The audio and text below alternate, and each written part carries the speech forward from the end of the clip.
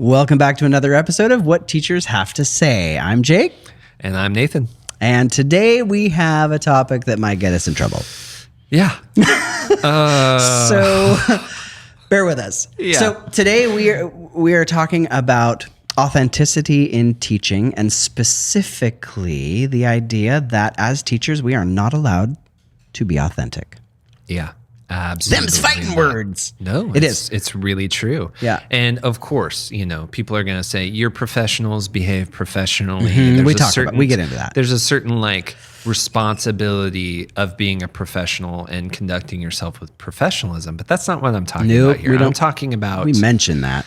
I'm talking about just even being able to embody your identity. The human that I am, sometimes that's not something that you can be in a classroom. It should not be that I way. would have blue hair, but I don't have any hair. Yeah. But yeah, so I would have buckle more up, tattoos. enjoy, and let's get into it. So, teaching is a complicated profession. Word. Let's just start there, okay? The history of teaching, especially in America and the United States, Right. is complicated. It's Always driven by culture. Always driven by culture, always. And what the culture and the economy of the time needed. Yep. Then you have public education, right? And public education really is, 100 years old? Compulsory public education. Every child must learn how to read. All it is? I don't know that history. I don't think it's much further than that. 1900s? Yeah. It's like Early 1900s. Before that, school, was really kind of like, could you afford to pay for it? And you would learn classical education, like ancient Greek stuff. And you would learn some rudimentary science of the time and mathematics, which also comes from Greek, Pythagoras and whatnot. So that's early to mid 1800s. Yeah. Little history lesson, but I actually think that's a good place to what start. we're talking about, because if we don't know where we've been, Right. Like when we talk about working conditions, which we're talking about today, We are. Yep. We're going to get into authenticity, the all of that. authentic nature of a teacher, Yep. or not, Yep. and how we cannot sometimes be authentic. Right. But we forget the heritage of where that comes. Like, I've got this theory. I'd like, if I ever do a doctorate, right? It's one of those ideas. I've got this theory that kind of the cultural perception of the teacher, the lack of pay, is that it stems back, if we look way back in time, like Western education comes through a monastic tradition. And then when we hit our shores, it's young unmarried women. And so it's this vow of poverty situation that, we can't look at what we are doing today without looking at where it came from. So when we start to talk about like the facade of authenticity, right? Like, can we be authentic? No. Can we? When do we have to be inauthentic? I think we have to talk about history. So we were looking at some of this history. Yep. And just to build a foundation, this is interesting. By the way, we learned some things that I didn't know. make sense. But it makes sense. We're like, oh, thank you. So early 20th century. Right? Take me there. Take me there. Very strict morality norms, the purity laws, right? So like Purity young laws. So like young women were allowed to teach. They were not allowed to be seen alone with men. If they got married, they had to leave their post. What? They were not allowed to consume alcohol. Like, there were so many of these behavioral norms imposed on the teacher. There were also male teachers at the time, and surprise to no one, the morality laws were less strict. Oh my God. Because I guess they were doing the patriarchy great back then. They were killing it. They were killing it. Killing for sure. it, just and openly. Well, so from there, the mid 20th century, late moving towards the common era, towards right now. Right. We get the civil rights movement, right? The backlash of war is what it is. And so, coming through the Great Depression, the World War I, civil, all the civil wars in between World War I and then World War II, Vietnam, all of these things. mirroring the culture. Right. Right. Is what it always School does. is always a mirror. It's always of the a mirror culture of the its time. culture. And so in that time, we have the civil rights movement, increase in the feminist movement, the LGBTQ, like the whole queer movement going, Harvey Milk, Stonewall. Yeah. These things are, gaining traction, gaining foothold in the culturality of our nation. Children are being encultured by that, and teachers are living in that. And so that just begins to really shift the ability for a teacher to talk about those things, right? And we want to state, like, we are, middle-aged white men. Yeah. There's some privilege. Absolute privilege. Sitting right here. In a school that supports our work. Yep. Huge. Huge. The story is ultimately different. Yes. For women, people, minorities, queer culture. But as the culture began to shine a light, as, it became more public, as it became more okay to be a minority in a leadership position, to be a woman in a professional place, to be queer anywhere in our culture. Right. There were teachers in that position that started to feel the ability to be that publicly and yet also not. Yes.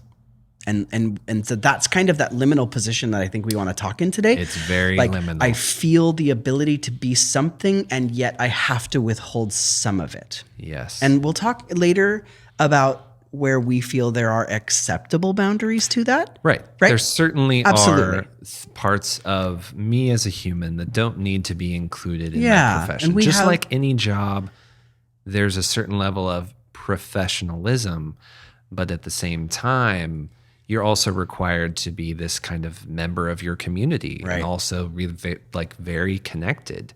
And we were talking earlier, and it's like, if you think about it, teachers actually spend most of their time here, children in the classroom with children. Yeah. And they're a part of your life. I spend more time with my students than some of my best friends. It's like that is a large part of who you are. Educator becomes a part of your identity. So then if you are unable to also sit in those other parts of your identity comfortably in the classroom or at your school, that's a problem. Yeah. Well, let's talk about the problem. Yeah. So we're in what some people are calling the social media era. Right. This is kind of where we're at. If we're going to call what we are, some people refer to it as that. Yeah. And so the social media, like, I was teaching during that shift. Like, I had a MySpace when I was in college. I had a MySpace. I remember having a My Tribe when I was a teacher. Oh my goodness! And Wow. I wonder if that's still up somewhere. No way. I mean, somewhere. Just a ghost ship on the internet somewhere. Somewhere. But that is the place where the professional life and the personal life began to really blend for people. Yeah. So like I live in a community, I work in a community, I teach in a community, I have grown up in this community and relatively close geographically as you have also. Right, yeah. We know everybody around here. It's not that big of a place, right? Like, if they fudge the numbers a little bit, we hit 100,000. Right, yeah. So we know people. You go to the store, you're going to see your students. And it's a small town for California, for sure. Like 100,000 for some folks might be like, that's a city. Yeah. But like where we're at in Northern California, we are the kind of economic center of the area. Right. But with that blending, like, it is still weird for me when I get friend requests from parents that I don't know socially. Isn't and that students. Strange? It's strange. And I'm like, I get a lot of friend requests I tell from students that I won't connect until at least 1 year after you graduate or leave my thing. Yeah, And that kind of burned me a little bit once because I kept going up in the grades that I taught. And so there were kids that I had befriended on social media that were like juniors in high school. And then I taught at the high school. Like, oh, dang it. And they're like, well, you're friends with so-and-so. Why won't you? And I'm like, yeah, that was a mistake on my part. Yeah. But that blending of social media, the personal and the professional, we all know stories. Like, especially, I think dare I say, I hope it's a little less now. But it used to be like, if you had a picture of you at a party holding a cocktail, you could get fired. Yes. 100%. Yeah. Back to that monastic tradition. Moral example. You are the moral example of an entire Heaven community. forbid you swear in class. I'm not saying you should, but that's game over. Oh, yeah. If the right things happen, like, that's game over. Absolutely. But so this is what led to us finding this court case. Yeah. So this is fascinating. Really this is a Supreme Court case I'd never heard of. Yeah, I hadn't either. And so I would love to look more into it, but here's the gist of it. So the kind of the idea was that as social media progressed, as the personality of professionals became more public, then we got disciplinary actions in our professional life due to things that happened in the personal space, which is a little different than what we're talking about today. And then terminations, and all of this began to spark this idea of free speech and debates about professional conduct. What is professional? What is available? When do you get free speech? When do you not? Right? We know that students in a school do have a limited free speech. We can't do hate speech. We can't do all of these kinds of things. There is a limit on free speech. No, there is. We really misunderstand the actual constitutionality of free speech in our country. Right. Free speech does not mean any speech. Yeah. But I don't want to butcher the history of it, but there was a deputy attorney in Los Angeles. The court case comes out that he has done something public. What's the name? So the court case is Garcetti versus Ceballos in 2016. It's a Supreme Court this is case. Very recent. And however it came out, the thing that's important is that the Supreme Court actually did significantly narrow the scope and restrict free speech, specifically of public employees on social media, if their posts could be seen as damaging to an employer. Right. That's big. To say, wow, I'm really frustrated at school today, X, Y, and Z happened. Right. And then you get fired for that. Right. Because you damaged the reputation of the school. Right. You put that on your Twitter. And then it's backed by a Supreme Court case, Garcetti versus Ceballos. And you don't have a leg to stand on for... Yeah, it's very interesting. I would be very interested to talk to actually like a labor lawyer to see like where are the edges of this, because that could be interpreted in so many ways and used to limit the speech that a professional, that an educator can have in any context of your life. So one of the blogs that I was reading was a labor attorney. Yeah. And their takeaway was that federal, state, and local laws in partnership with district and school-based policies actually very deeply change the ability for teachers to disclose their personal lives in the workplace. Okay. That was like the takeaway. That was the takeaway. The takeaway was actually, yes, teachers are limited in what they can and cannot disclose of their personality in the public sphere.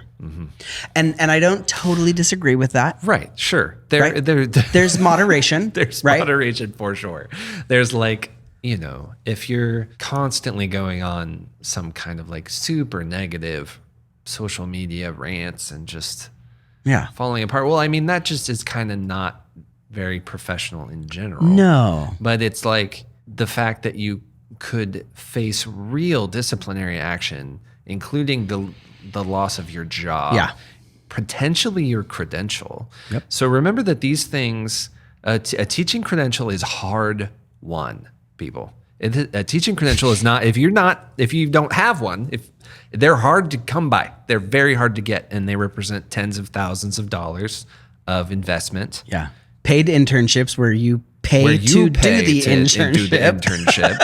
They don't pay you. Yeah. An entire year of free labor. Should have gone into, electricians, what I always say. I know.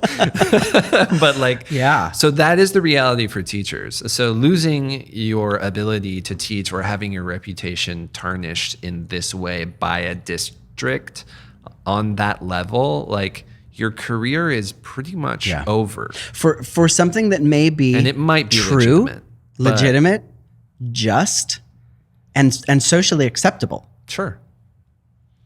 But not to the one person that raised the flag. That raised the flag on you. And did that. So I think it's like we wanted to talk about the boundaries. Where are the edges, right? Mm-hmm. So like what are acceptable professional boundaries? Right. So this is actually even in preparing, preparing in this for this episode and doing this research and like figuring out how we were going to talk about it, or if we were going to talk about it, even going to do it, because it like even us with the amount of privilege and protection we have, this is something that's also on our doorstep too.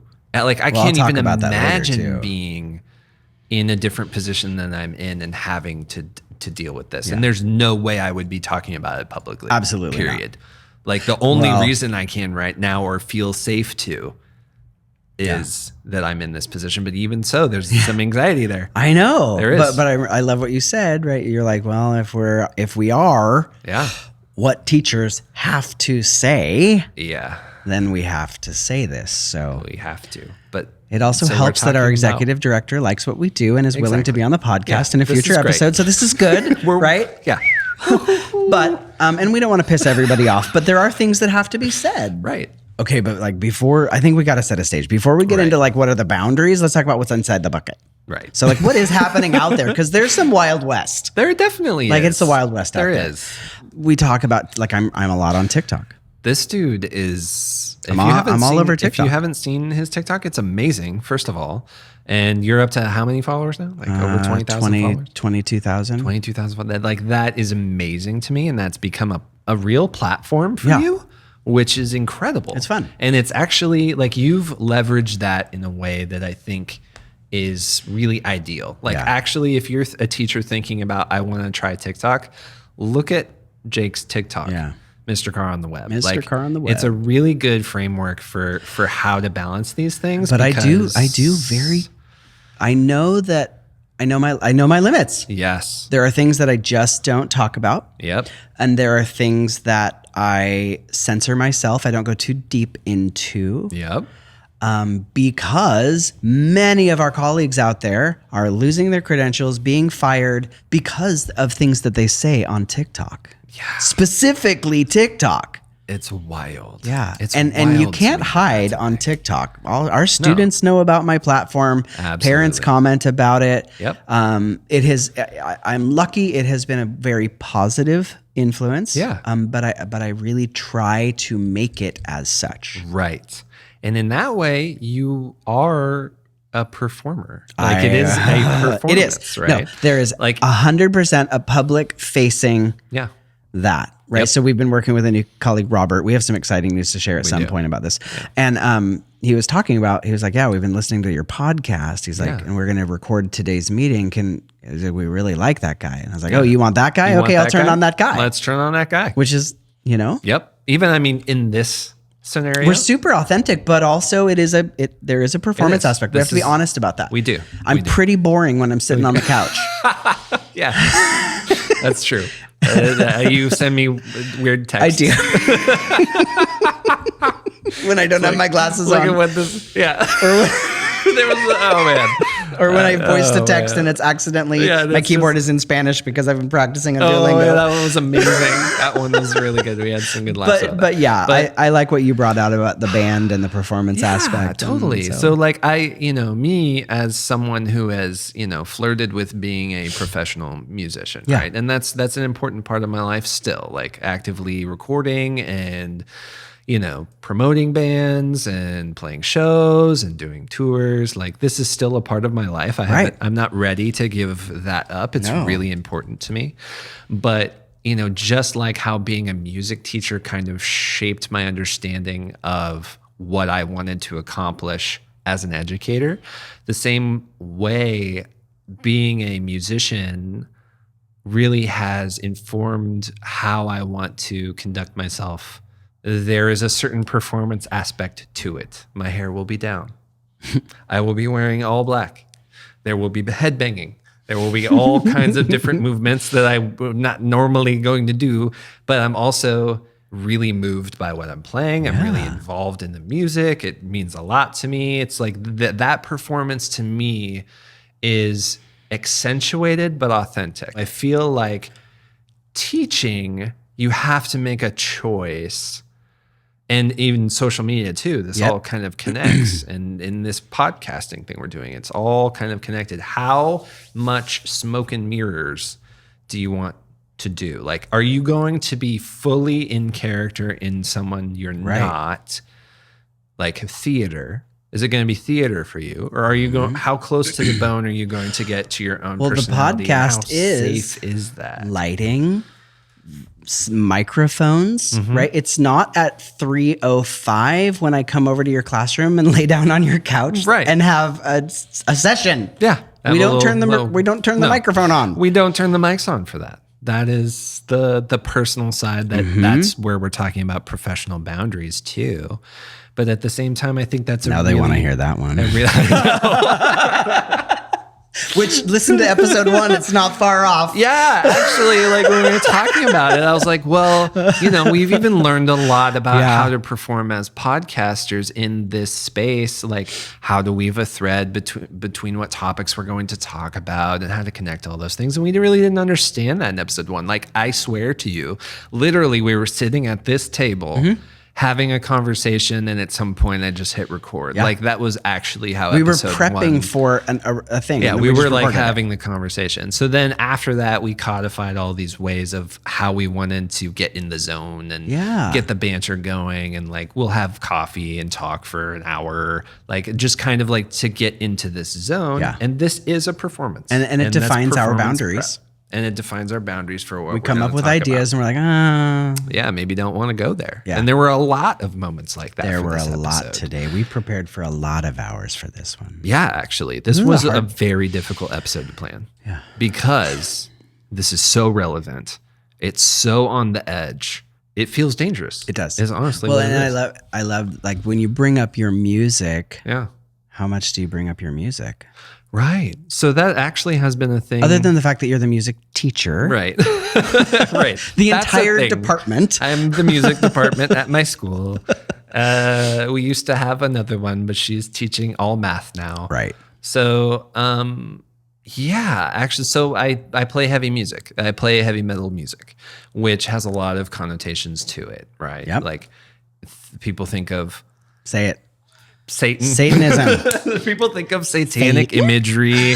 They think of like blood, all of guts, these really gore, dark, gory things. Coffins. And those things are used within that genre as for their metaphorical potential almost always. Like it's a commentary, and it's very embedded in social commentary. And most of metal is actually like very, very joyful, even though it sounds very scary. Yeah. It's like the musicians are having a very good time. I can tell you that. And fans are having a very good time. And it's very safe. If you've ever actually been in a like legit mosh pit, it's actually extremely safe. Like people will hold you or grab you or pick you up, or like there's very few. Well, we see videos of people stopping the performance. Right. To be like, no, that's not how we got hurt. Like it's actually a very cool community of people that are very kind and very generous and very thoughtful. Well, and you really shifted my perspective on heavy music. Yeah. Because it's not my genre. I don't know much about it. Sure. But along the way, you kept saying like, oh yeah, I was talking to Kenny and I was talking to these people and his children, and like, oh, his wife came to visit on tour. And I'm like, oh my gosh, these are like dads. Oh yeah. Yeah. You know? Yeah. Everybody. With their kids watching like Coco Lemon in the back. Yep. You know? Pretty much. Yeah. Yeah. Like, they're not like scary. No. Not a bunch of women might have long hair and big beards. Tattoos. And some tattoos and wear black shirts. But it's like those people, by and large, very good people, very progressive thinkers. And the art that is being created is largely social commentary, and it's also a way to get out your emotions and experience catharsis and capture anger in a way that is productive and is transformed into something joyful actually. So like I have started to be much more open about the music that I play and being a part of that community because I think it's really powerful for kids. There have been a couple of kids that have connected instantly when they found out you were into heavy music. Yeah, and deeply. Because there aren't that many. No. It's not it's not Taylor Swift. No. It is not Taylor Swift. It's not Taylor Swift. But although, have you seen the black metal, death metal logo Taylor Swift bootleg shirts? They're amazing. But I want be one awesome. really bad. Well, my friend has I one. love the fact that you're like you're even cautious about what you see as a productive, positive, health building, health renewing, mental health supporting part of your life. You have to protect that. I do. You feel that. I do feel it. Because it's a counterculture enough that me going back to being a moral example or moral exemplar for our community, it's on the fringe. It is. Metal is on the fringe. It's flirted with popularity over the course of its trajectory. I mean, everybody knows Ozzy Metallica. Everybody knows Ozzy. Ozzy had a reality show. Like, there have been moments in time where heavy music has been more popular and seen as more safe, but it's still very fringe. Right. And I can only imagine you, like my own thought process with the things that I protect. Yeah. You're like, I don't want to explain it again. That's also true. Because like the perception, the preconceived notions are so ingrained and wrong. They're very ingrained. That you're like, I just don't even. Yeah. With students, it's really interesting. I actually had a moment recently where I was talking about playing heavy music, being in a heavy band. And they were like, I can't picture that at all. And I was like, well, yeah, that's because let me put my hair down. I was like, because my hair is up and I'm wearing a shirt with buttons on it. Yeah. And like my smart guy glasses, like your teeny weeny beanie. And my teeny weeny beanie, maybe. Like, yeah, I definitely have the hipster in me as well. Yeah. That's much more approachable and much less fringe. But which is the question, like, why shouldn't you be able to? Right. Yep. And you've gone through, I have, right? I'm Christian. Yes. But I am not the brand of Christian people love. Right. Yeah. And I have actively had to hide that from people. Right. But that's that whole question out there. And I'm a very active member of the LDS community. Yep. And I don't adhere to a lot of the weird, awful cultural things associated with that, right? And I'm like, it's just, I don't want to explain that to everybody. Right. And yet, how much of that do I have to hide? Because it's a huge portion of your life. It's a huge portion. When I talk about my history, when I talk about that, I'm a fluent Dutch speaker. I speak Flemish. And they're like, where did you learn that? Right. Oh, I lived in the Netherlands. I lived in Europe for 2 years. For 2 years when I was 19. And then they're like, wait a minute. It starts sparking and these kids are putting it together. Totally. But I mean, there have been parents that have been like, I'm not really comfortable with that.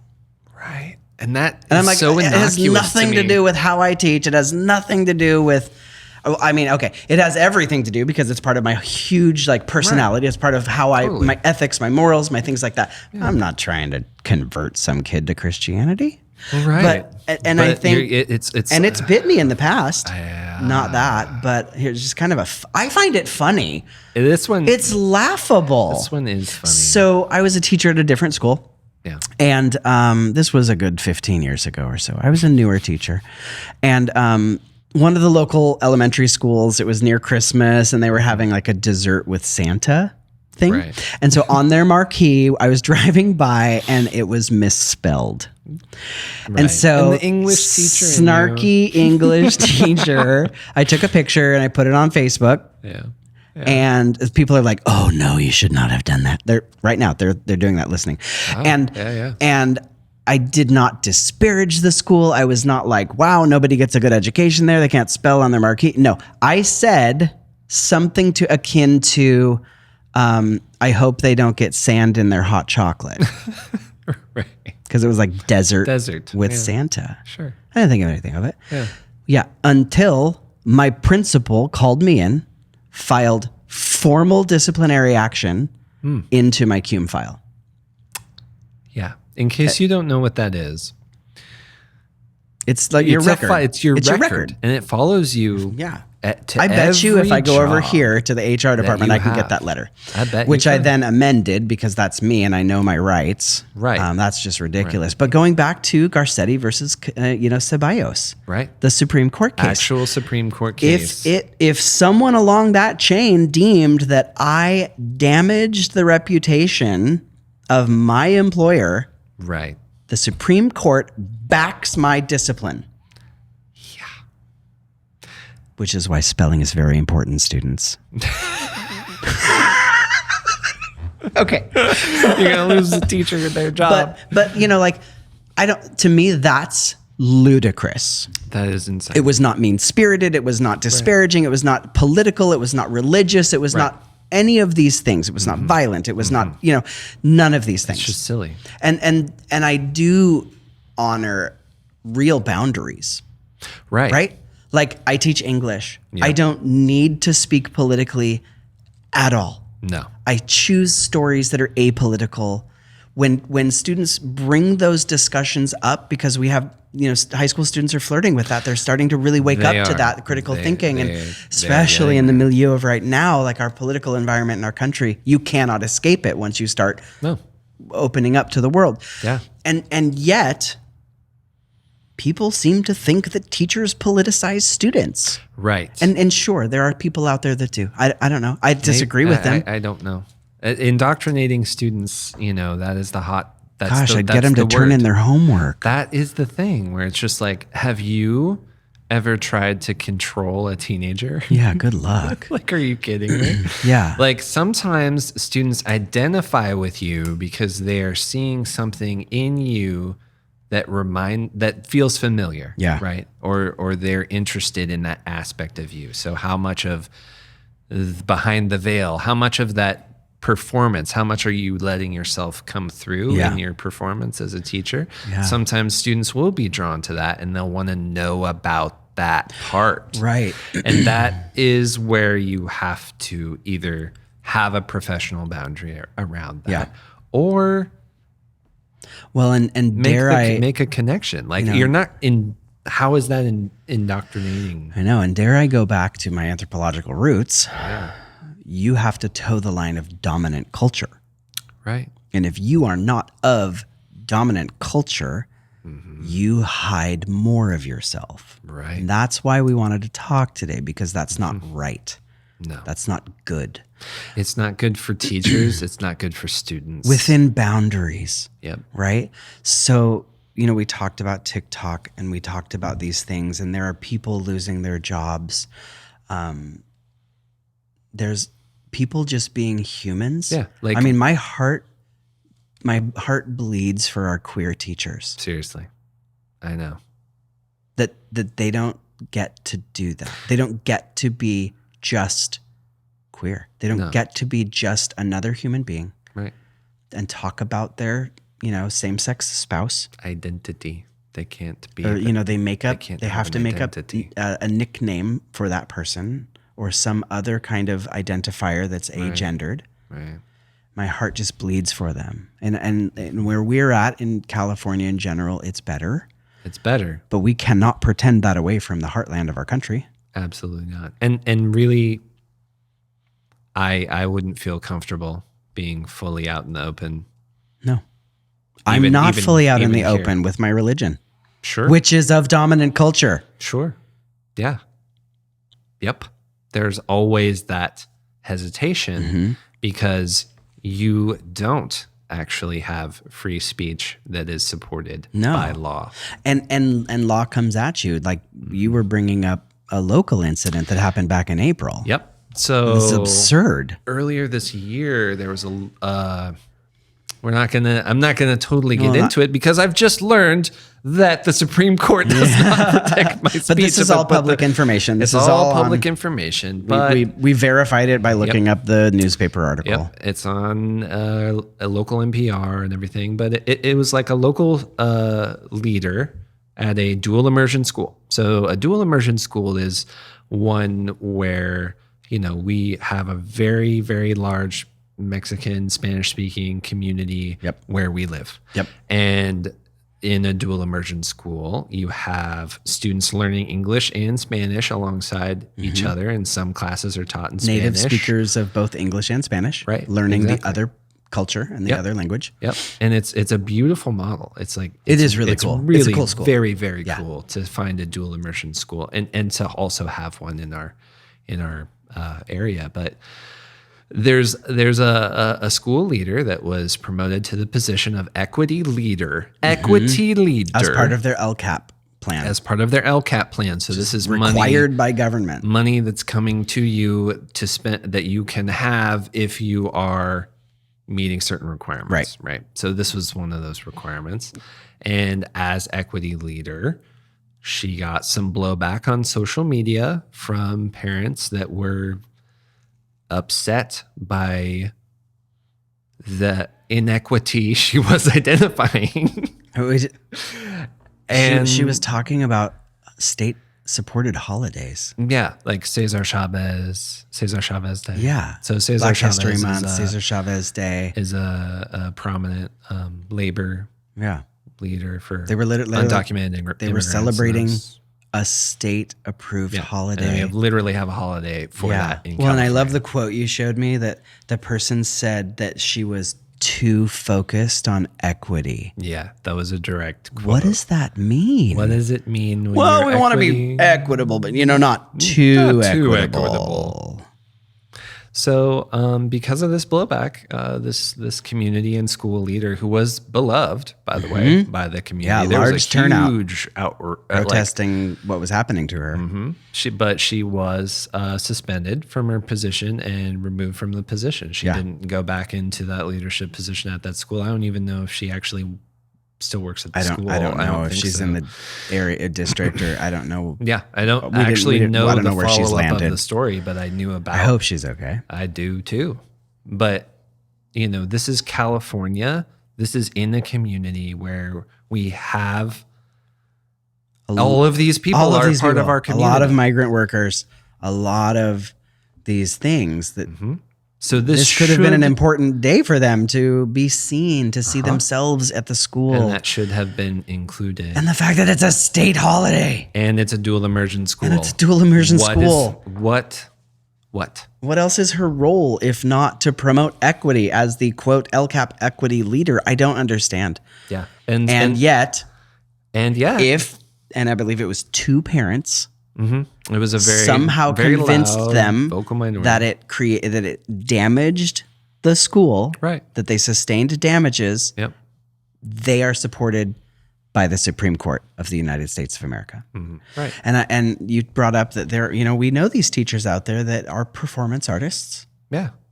And I don't want to disparage that. That is the modus operandi for some people. They feel that is good for them, that helps them. That's the way that they like to be. That when want to perform. They get out of the car, as soon as they come through the doors, they are, Mr. So-and-so, Mrs. So-and-so. This is who I am. I am the teacher of this third grade classroom. And these are the ways that I put. And then when they go home, they take that mask off and they be something else. And that works for them. And I don't want to say that that's wrong. And honestly, it's wrong for me. I don't like, that's not me. It's wrong for me too. And that's also why I am, why I actually don't think I could function in a traditional model. Yeah. I don't. I think, I ended up at a, charter school that's a very alternative educational model for a reason. Non-traditional model. There's no way that I could fit in that space. And if you can put that on for the service of children, bless you. Right. I love it for the service of children because what's the focus here? The focus is, can we educate children? Right. We also know from backed scientific research that the relationship of a teacher and a student is one of the most important critical things. Yeah. And if that is built impactful on either a falsehood or not as strong as it could be, remember within boundaries, right? Then are we in fact doing what we can to educate children? That's a real question. like real. Well, the needle hasn't moved in 60 years, so we haven't seen educational growth. Right. So what is education doing? I mean, that's really why we started this podcast anyway. It's like, what is education doing? What are we doing here? Why are we constantly called into question? Why are teachers blamed for every societal problem? Why is so much? Can we go back to like when we were heroes? Yeah, I would like that. That would have been cool. That was good. That was a good time. That was a good couple months. We better wrap up. But this has been a dangerous topic for me. I've felt it. I feel on edge. I think my legs are tired from like shaking my feet. I feel that. My ADHD comes out in my feet sometimes. This is definitely a very hard topic to talk about. Yeah, and I know that people out there have experienced those things. I would love to hear them. Yeah. That would be so great. Absolutely. If you are comfortable sharing times when, how you have to protect yourself, how you don't have to protect yourself, how you feel like you should do that. Yeah. I love all of it. I would love for you to reach out on social media, email, however you find us, to hear that. Yep. Sometimes we are required to be inauthentic. This is true. The metal kids don't have very many teachers to look up to. It's very true. Like those kids, when they find me, they are so I know your stoked. little gaggle that has come to the coffee shop in town and watched you. And It's wild. They like the kids. They want the T-shirts of the bands. They want to come see me play. They want to engage with me on this whole other level. But I do love that your sign. That you hung your sign. Oh, totally. So I did.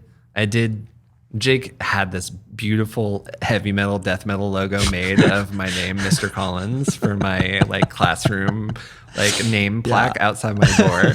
And I like sat on it for a little while. Yeah, you didn't put it up for a long time. I don't know if I should put that up actually. Because it's so death metal It's font. so metal. It's just like you can kind of almost not read it. Yeah. But after I was just like, no, I need to own that. Yeah. I need to at least show that's there. That's and kids have mentioned it. Yep. They see it. They do. In a positive way. Exactly. I've never heard a negative student or a student reacting negatively to that. Yeah, me neither. If they don't understand it, it's at least I think it's more likely that a parent would. That's where because of the bolus of misinformation and things like that you just don't want to get into. Yeah. All right. You better close up. Yep. Thanks for coming again. Hope we'll see you next time.